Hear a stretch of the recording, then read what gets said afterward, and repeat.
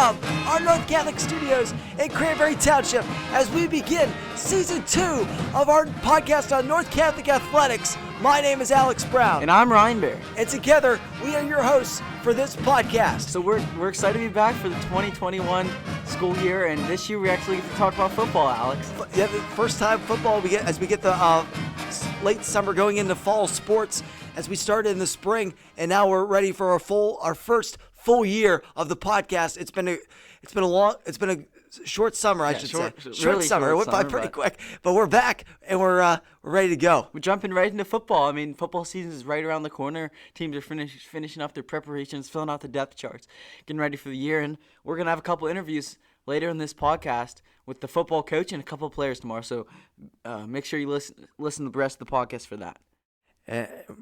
This North Catholic team, there's some good expectations for the seasons. We got a good team here. Last season they went 8-1 overall. They were 6-0 in the section. But they're hungry for more. They're hungry for that 3A championship. They are, and I think they can do it. They're returning a lot of starters. Most importantly, they're returning their starter at quarterback, Prentice, which is a big step because he honestly led the second highest scoring in the conference, Alex. This North Catholic team last year was really, really a high-scoring, high-powered offense as they were averaging 39 points a game.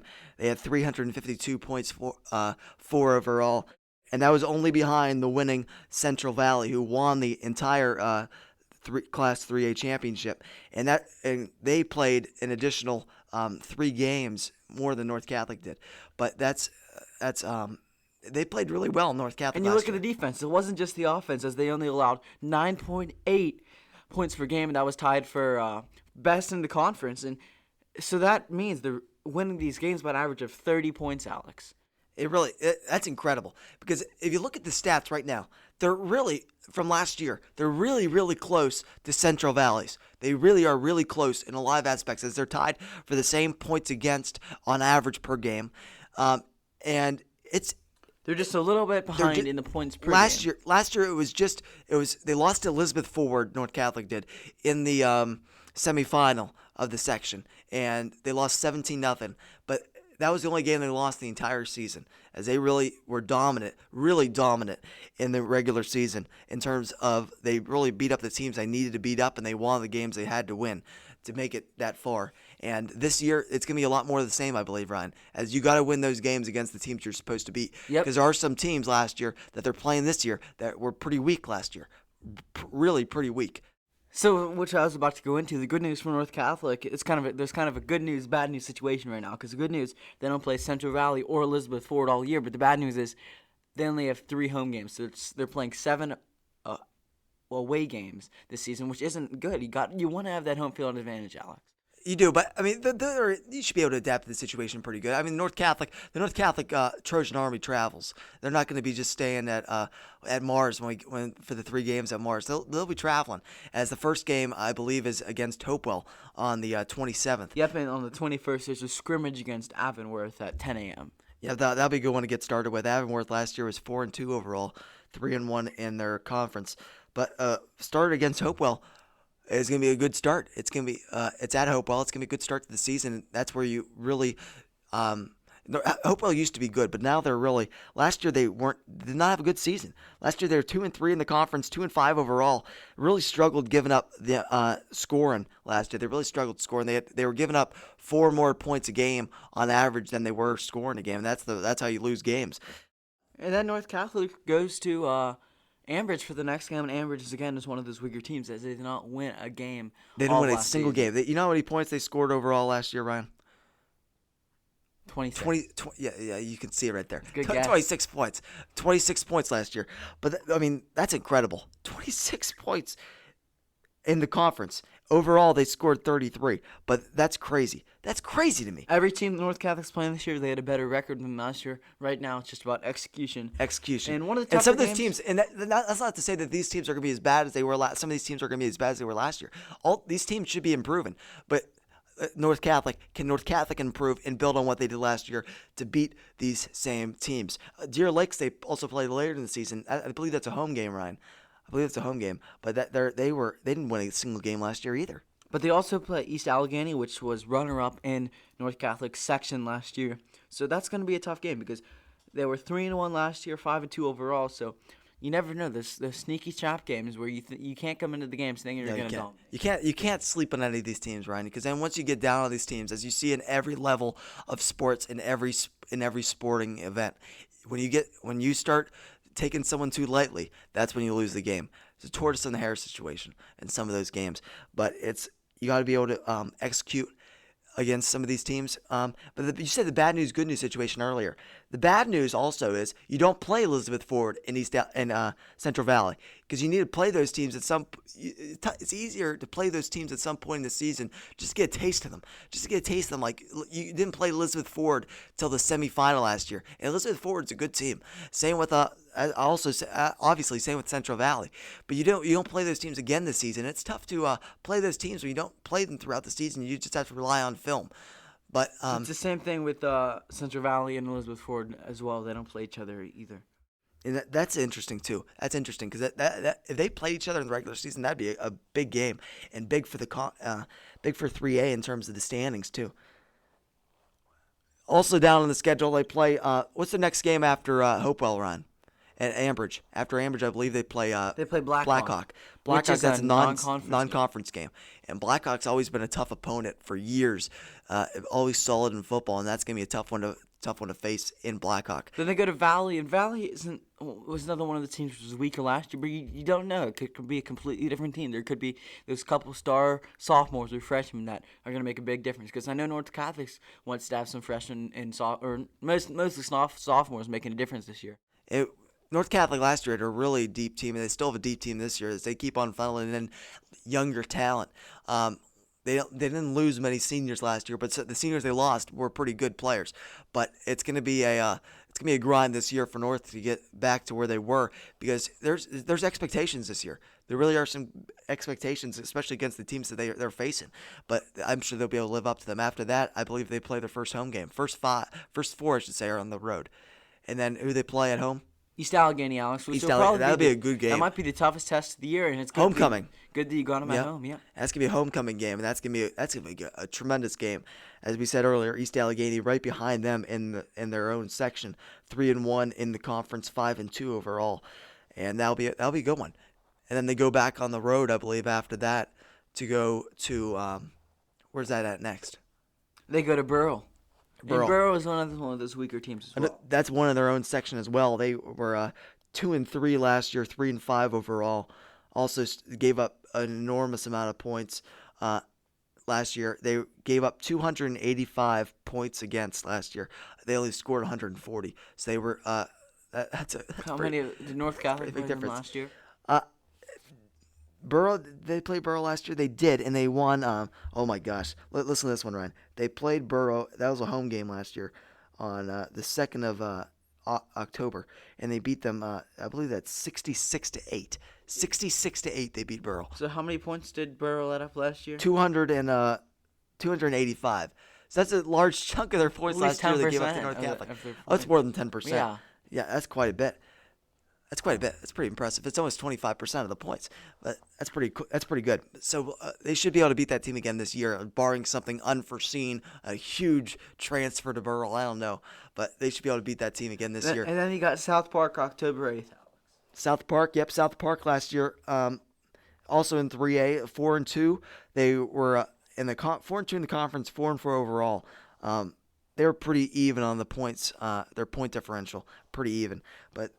We'll see if they can piece together some more wins than they did last year. They beat South Park 28-2 last year, so they let up the safety, but they still won by 26 points easily. But they've got to take care of business. The most points North Catholic gave up in a regular season game, not including the playoffs, was 14 points. They did it twice. They gave up 14 points to East Allegheny and 14 points to Freeport. But in those games, they won by double digits in both. So, I mean, that's an impressive defense they had last year here at North. And I'm sure it'll be some of the same this year, and we'll get a little bit more insight on that defense later in the podcast. And then there's Deer Lakes. They have that game at home, and that one should be a blowout for North Catholic. Yeah, I mean, it really should be. Deer Lakes, as I said earlier, barring something unforeseen with these teams, they should be able to beat a lot of these teams because they crushed them last year. They really did. And you can't get too far down on these teams as we just said earlier, but you got to have the expectation that you're going to win these games. You have to come into each game, Ryan, in my opinion, with an expectation that you should win this game. And I think they should come into the season with the expectation to win the section, not only their section, but win the whole Class 3A. Because once you expect that, then you can then that's when it begins. When you expect to win, you have a winning culture. That's when it begins.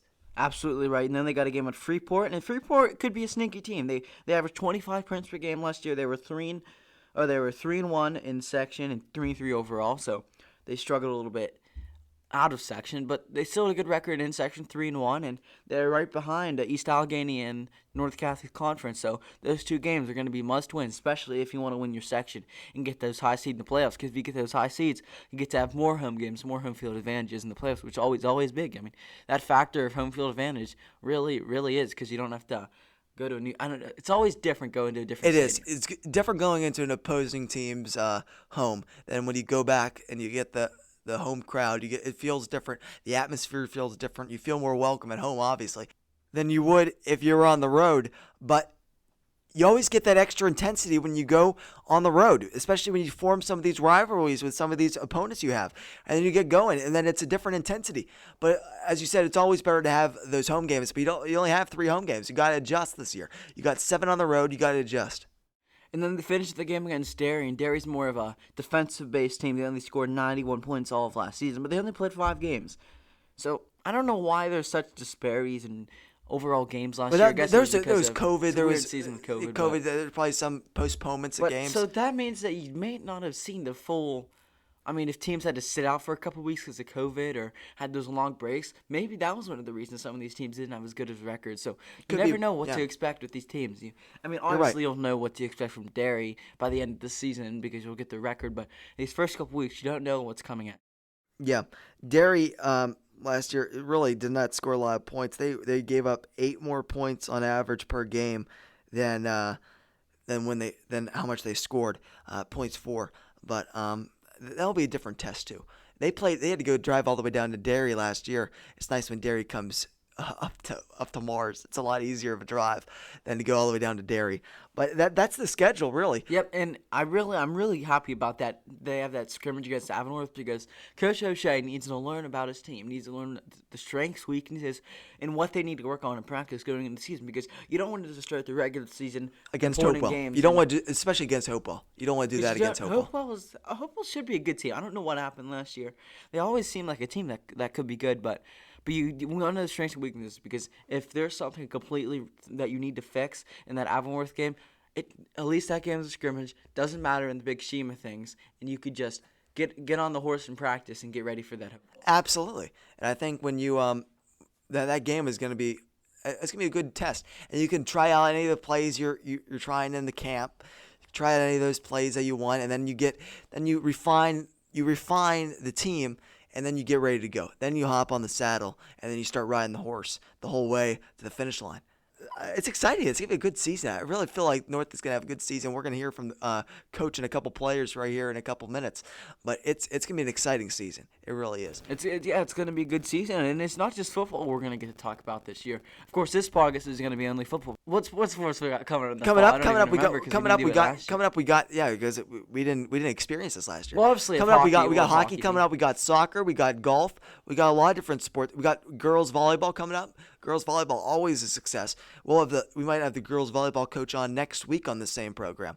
But it's gonna be some exciting stuff because it's a whole new sporting array than we had last year to talk about. It's gonna be good, and we hope you'll join us on the ride for all that. And this year, I guess we should mention that tickets will be a lot easier to get. Schedules will be a lot easier to see because North Catholic has a new athletics website. You can access it by looking up northcatholicathletics.org, or you can go to the school website and hit athletics and scroll down and hit website.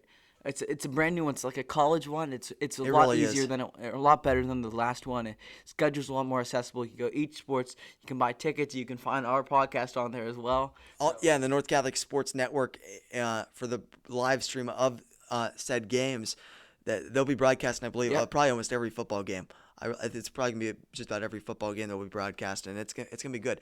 And that website really is tremendous. It's a great and it's Mr. Hoffman did a great job with Mr. that. Hoffman did a great job. And we're not just saying that. I see you reading off that script that Mr. Hoffman gave you for this Yeah, I'm podcast. reading off this. I think I read that right. I think I read what he told me to say pretty good. I'm not the rest of this is I'm not gonna read the rest of this, but I think that's all. I think that's all we needed to say for that. I think he'll appreciate his name getting out there though. And then it's gonna be good. It really is gonna be good though. All kidding aside, the website's great. It's gonna be a great season, and we're happy to have you along with us. And without further ado, let's get ready for some interviews, Ryan. We're here with North Catholic offensive and defensive lineman Andrew Stevens, who last year was a two-way all-conference lineman. Andrew, thank you for joining us today. Of course, man. Happy to be here. So, Andrew, how important is it for a successful defense to get pressure on the quarterback as quickly as possible? You always want to keep the quarterback on his toes. You never really want him to feel that confidence. Don't give him hope. You want to make sure he's always aware that we're coming for him and we aren't going to let him go easy. How have you developed as a football player and as a leader during your time here at North? So I came in as a freshman, probably weighing 160 pounds. And as a lineman, that's really small, and it's super intimidating going against the guys that weigh 100 more pounds than you.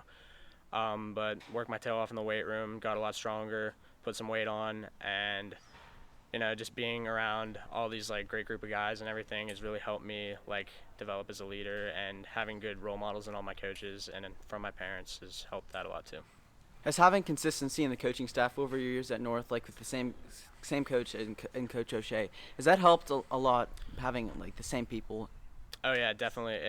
I love building these long-lasting relationships with them, and I'm really happy that they've been around because I love the message they give us and all of the examples they provide us on how to be good young men. What do you want to see from yourself and the team for your senior season? What are your goals?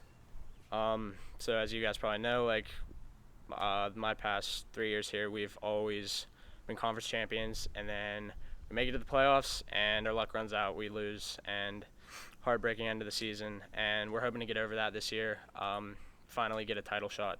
So, considering how efficient the defense was last year, how do you hope to build on that and maybe even improve that from last season? We actually didn't lose a ton of starters, which is really nice. We just need to figure out all our linemen, and we have a couple question marks at linebacker right now too. But other than that, our secondary is looking really good, and our D is looking really good so far. So, well, perfect. Andrew, thank you for joining us today, and good luck this season. Thank you very much. We're here with North Catholic quarterback Joey Prentice. Joey, thank you for joining us. Thanks for having me. Joey, going into your senior season, do you have any goals that you want to achieve for this year in particular? I mean, like always, we want to come home with a conference championship like we always do, our conference title. And we want to go to the WPIAL this year. We want to go to Heinz. We want to win. But that's always the goal. But, I think we've been working really hard to do it, and I think we can. So, considering that last season you averaged almost 40 points per game, how do you hope to replicate that this season? I mean, we would never really go out there wanting to get 40 points. We would just go out there and do it. And so, that's kind of the plan. We go out there, we do our best, and if that happens, then that happens. It's great. As you're going into your final season here at North, how have you been stepping into more of a leadership role? I mean, I've had 3 years to look at all the leaders before me. So, I also had older brothers. So, I look up to them, and you learn from them. And so I try my best to be a good leader. How has losing to Elizabeth Ford last season in some ways motivated you guys for this season? I mean, you can always look back at those games and see the film and everything that you did wrong. So you can see all your mistakes, and we just like to fix those and come back next year. And if we get them again, hopefully we can fix those and come back stronger. Since 2013, the Trojans the football team has not made it to the finals. And so what makes this year different for you? I mean, for me, it's my senior season, and I think all the guys who are seniors, I think we all know that we can do this. It's just we have to really put our mind to it. And I think if we really do that and start talking to our younger teammates and get them going too, that we really can. So, all right, Joe, that's all we got for you today. Thank you for coming on, and good luck this season. Sounds great. Thank you.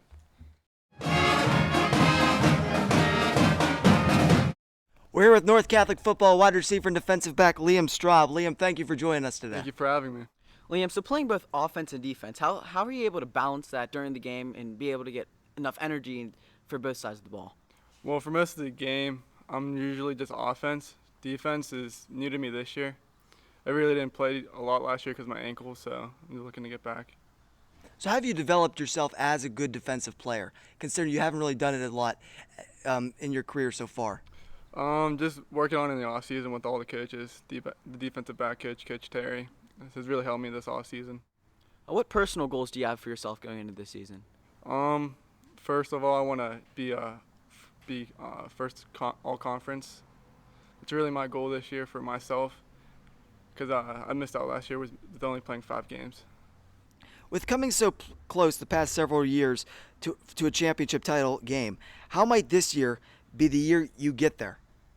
I think we got all the talent on the team, both defense on it and offense, to eventually make it to Heinz. And I think if we all get the same chemistry, all become one, we'll make it there and win it all. Going into your senior season, have you jumped into more of a leadership role than in past years? I would say so, yeah. Looking back, watching all the other seniors in front of me, taking their advice and just trying to put it on the other underclassmen has really helped. How have the coaches helped you progress from your year to year during your time here at North, especially considering you're advancing in terms of playing defense now, as you just said earlier?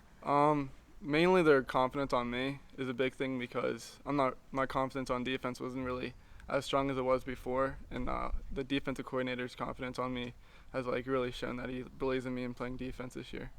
Well, Liam, we appreciate you joining us today, and good luck this season. Thank you. We here at North Catholic safety Carson Laconi. Carson, thank you for joining us. Thank you guys for having me. Carson, with the defense only giving up an average of 10 points per game last year, how do you hope to keep up that after some departures from last season? Yeah, we lost a lot of key players on that, especially a low safety spot. So we're trying to replenish that with some of the guys we have now. Joey's stepping up, Robbie Crest is stepping up, Mitch Lantaller stepping up. So it's really cool to see how they're going to mold into that position where we lost a lot of our guys last year. So we're looking to perform the same as we did last year, keeping the team all together as one, playing 11 as one, 11 hats to the ball. That's really what we're emphasizing on, and just keeping that team, whatever our opponent is, below the average points that we score.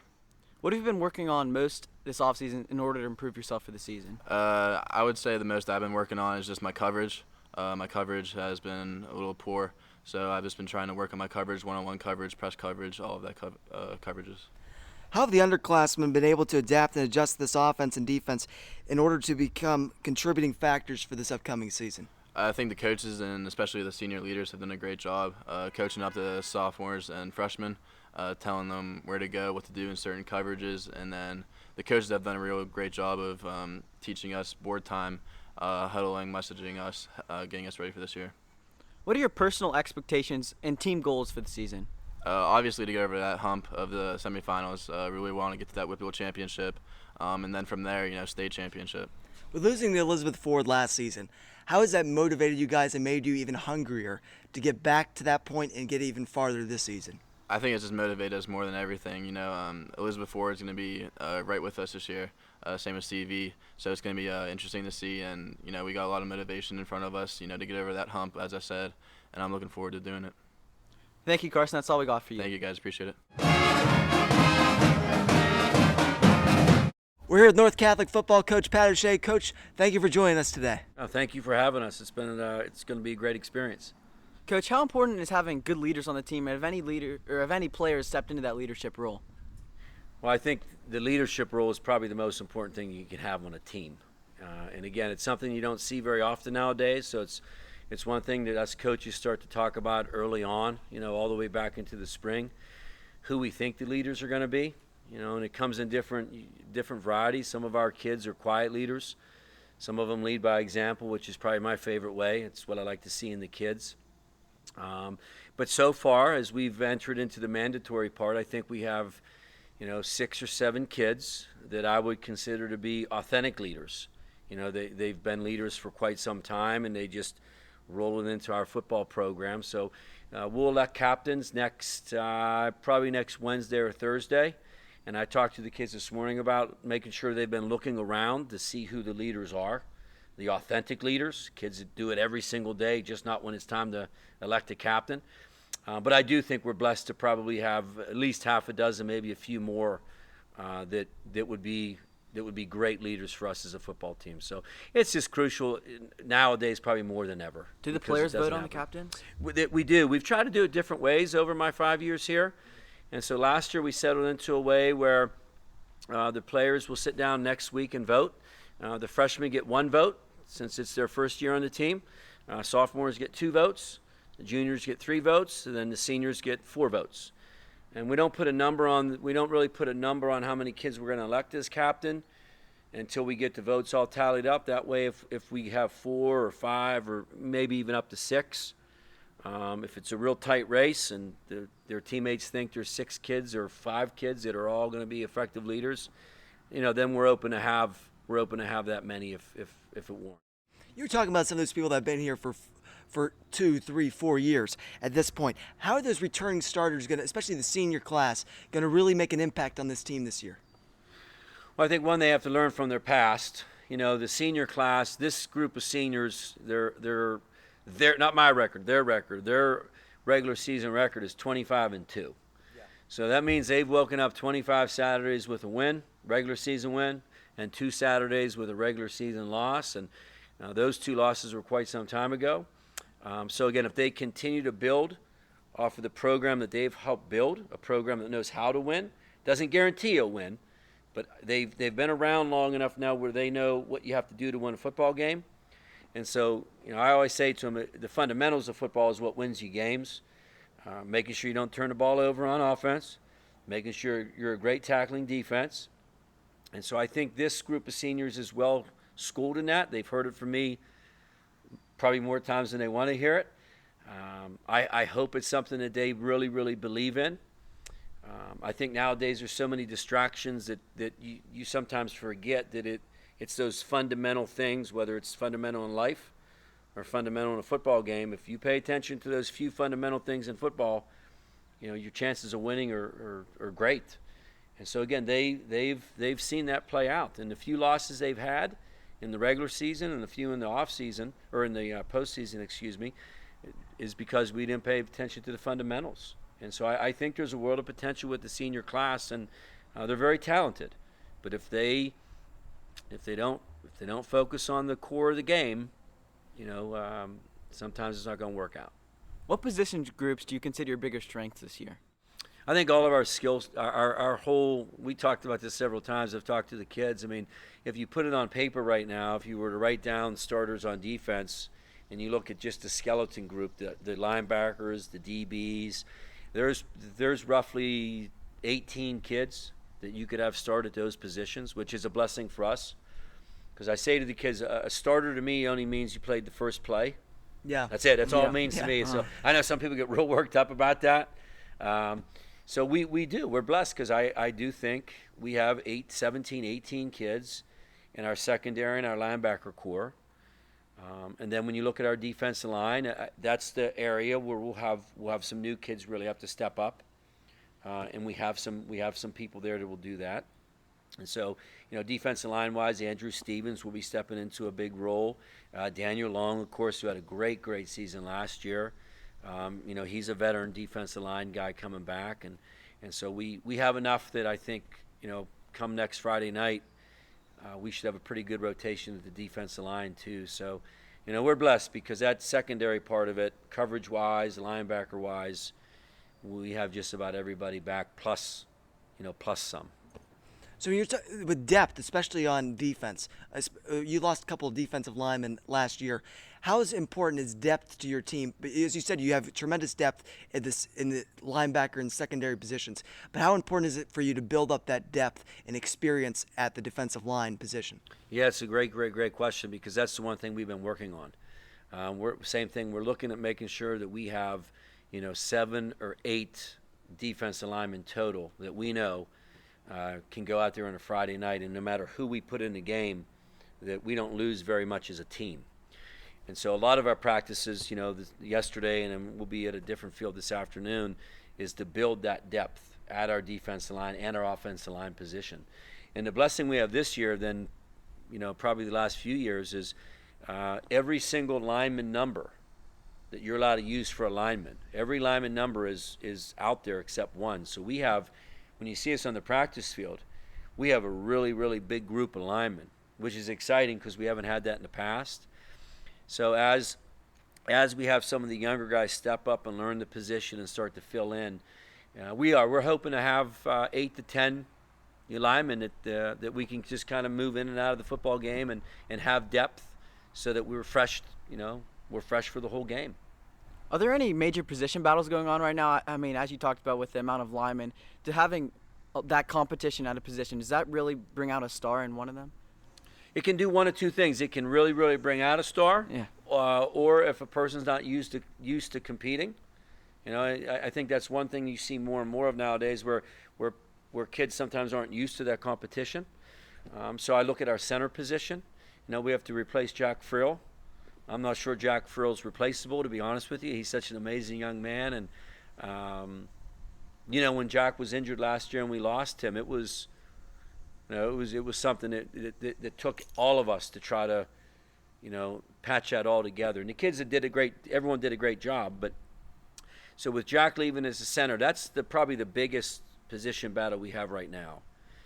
In fact, it's funny you asked that question. I don't know if you were listening to my meeting this morning, but that's something that I'm going to look at very carefully today and tomorrow, and go with that group and give all those kids an equal opportunity to make sure that everyone can say, okay, there was a competition for this spot, and we might come out of it. To be honest, we might come out with 2 centers. There's 2-3 kids in there that could do it, but doing it in the off season and doing it out on the practice field is very, very different than when we go to Avonworth on Saturday and there's a 275-pound nose guard, right 6 inches away from you. So it's going to be exciting. That's probably our biggest competition. We've had some competition in inside linebacker also. Seamus Straub is returning, so we're expecting him to be a veteran starter for us again. And then the other one was Matthias Benson, who's graduated. And so we're trying to replace Matthias. And again, he's another one who's very difficult to replace because of his speed at linebacker. So we've made some adjustments. We brought Kyle Topinski. We've moved him from defensive end to linebacker to see if maybe that's a position he can grow into, because he does have Matthias' speed. So He has a lot of speed. He has really a lot of track. speed. Yeah, really he good is at track. really good at track. So again, we're hoping that he shows us he has the physicality to play that position, because you have a lot of people, you can look good, you can play the part, but until you get on a football field and have to show your physicality, that's what we're hoping to see on Saturday once the scrimmage is over, who physically can play the job. Has there been any training camp surprises or things that somebody that's really like a star that's really broken out in training camp? Yesterday was our first day of hitting, so we had to alter the practice schedule because of the weather. So we didn't do as much live contact as we normally do. There were a few. I separate the team right now, and the yellow jerseys are the 9th and 10th graders, and the red jerseys are the 11th and 12th graders. And then when your position coach, if you're a 9th and 10th grader, if your position coach really is starting to get impressed, he'll give you a red jersey. And then that means you can start, going with some of the varsity groups. It's a safety mechanism too, just so we make sure that, we don't throw any. Like my son is in 9th grade, we're not going to put him with the red group or he would be dead. So there were some surprises yesterday with the yellows. There were some yellow kids that we actually grabbed and moved up real fast. So we were pleasantly surprised by that. And then there were some red jersey kids. I thought Julian King had a great day yesterday. He seemed to perform at a real high level. So again, I think maybe after today and then tomorrow, I would be able to answer that question a little bit better. Yeah. Just because we were so limited with contact yesterday. You mentioned physicality. Is there a certain identity that you want to build for your team this year? Well, I want us to be a team that has great character. And that's one thing that since I've been here, I want to make sure if we do win, that we win the right way. Yeah. And I want to make sure that when we're on the practice field, we're doing it the right way in the weight room, and when the kids are in the hallways. I think that's always my number one concern, is that the coaches and I, by example, we always say that you want to follow our example, the way that we act. And so again, our over-guiding principle on our team is I want the 60 kids on the roster to act like we act. We don't use words that are considered vulgar. We don't coach from a negative side. We don't tear our players down. We're not a coaching staff that puts blame on it. There's enough of that everywhere else right now. Yeah. And so part of it is I want the kids to follow our rules, our role modeling. So I want to have a team of great character, but it is football. And when we pray, we always ask for God's toughness, a kind, humble toughness.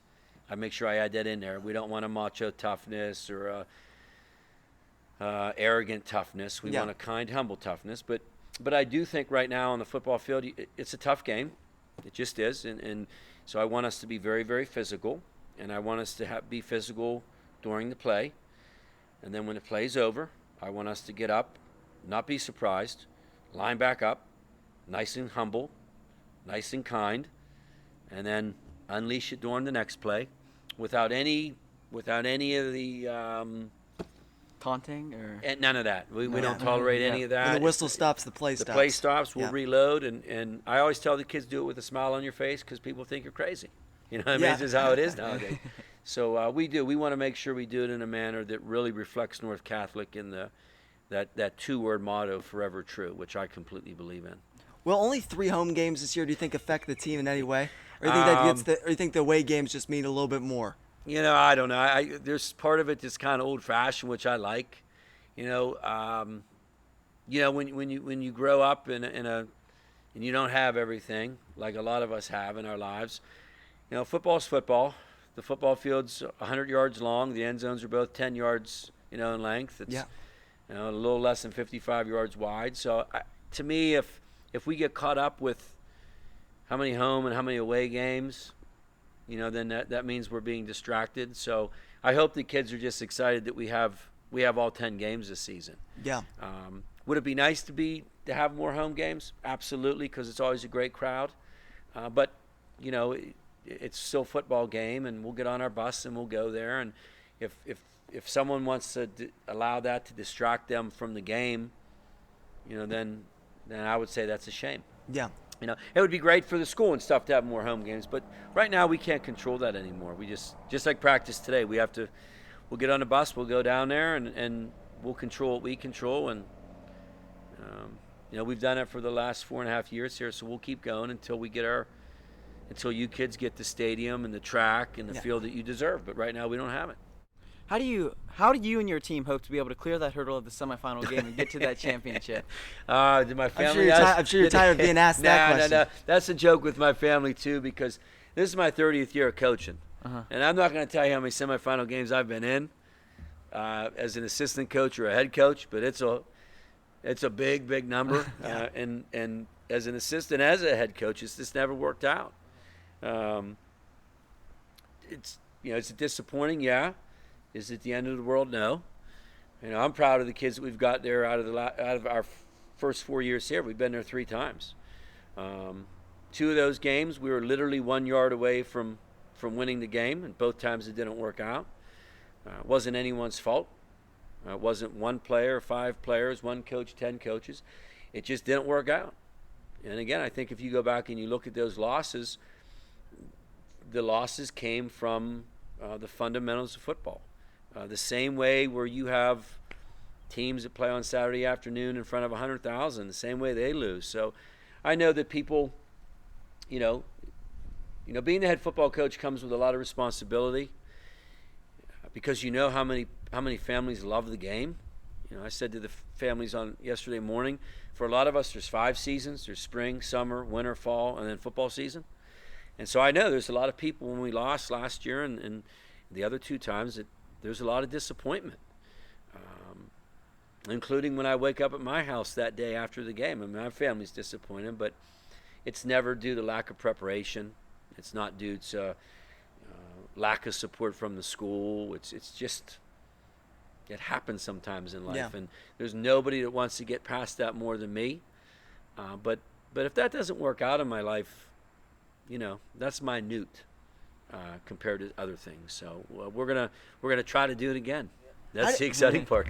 How do you feel that this year might be the year that you get there? Like, what makes this team different? I think number one is the experience level. You know, we have a lot of kids with a lot of experience. I mean, you just talked to Carson Laconi. Yeah. I mean, he started now since a ninth grader. So he brings a tremendous amount of experience. I also think we have a lot of kids that really want to play, authentically want to play at the next level. They just don't want to, they're not sitting there saying they want to, and they really want to, so they know the stakes are high.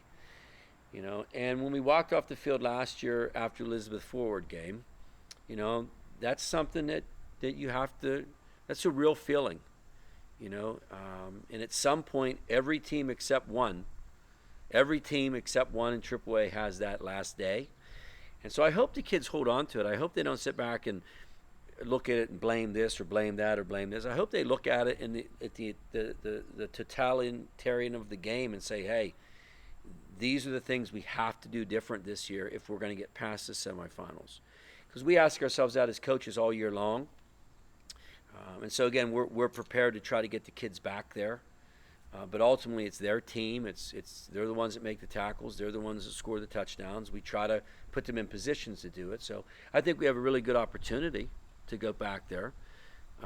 But like I told the kids last week, if we invite distractions into our life, man-made distractions, if they invite social media to distract them, if they invite things that are going on outside of our football team, if they allow that to come into our team, if they don't go to school and behave, and we start having issues with behavior in school, and they invite that onto our team, then we won't make it back there. You know, there's enough distractions already that if we don't focus on being really good people and really good students at North Catholic, the wheels can fall off real fast. And they'll blame somebody, and it'll probably be myself. But if they sit back and actually think about it, you know, if you invite that into your life, it's going to have an impact on the football team. So, you know, we try to make sure the kids know that we're going to be really, really good people. And if we do that, our chances are good. If we don't do that, we'll come up short again. Coach, thank you for taking the time to talk to us. This is a great interview. We really appreciate it. Have a great season. Oh, thank you guys for doing it, man. Anytime. And you just heard from Andrew Stevens, Liam Straub, Carson Laconi, and Joey Prentice, and Coach O'Shea. What a lineup, Those Ryan. are some great interviews. They were all really good, gave some good answers, and I think we know a lot more about the team and their character coming into the season. Absolutely. Very generous with their time. We appreciate all their time, and we wish them the best of luck this season. I'm sure we'll probably hear from them again on this podcast at some point this season. And it's going to be a great season for the North Catholic football team. As you heard, we set it all up. It's all in their hands now, and we'll be bringing you the action throughout the season, whether it be on the North Catholic Sports Network, whether it be on this podcast. It's going to be a great season. And next week, line them up, tell them what we have next week. Yep, we'll have the volleyball coach on. It's going to be kind of the same format Similar as this one. We'll have some players on too, probably. It's going to be a really good interview. We're really happy to be able to do this, and you'll be able to watch all the football games also this year or all the home football games on North Catholic Sports Network, and get information on all the sports on our podcast every week. It's going to come out around every Monday or Tuesday, so it's going to be real good. And we appreciate you being along for the ride with us. It's been a great podcast, and next week will be even better. And Ryan, it's been a pleasure doing this with you. And remember, we are your home for North Catholic athletics.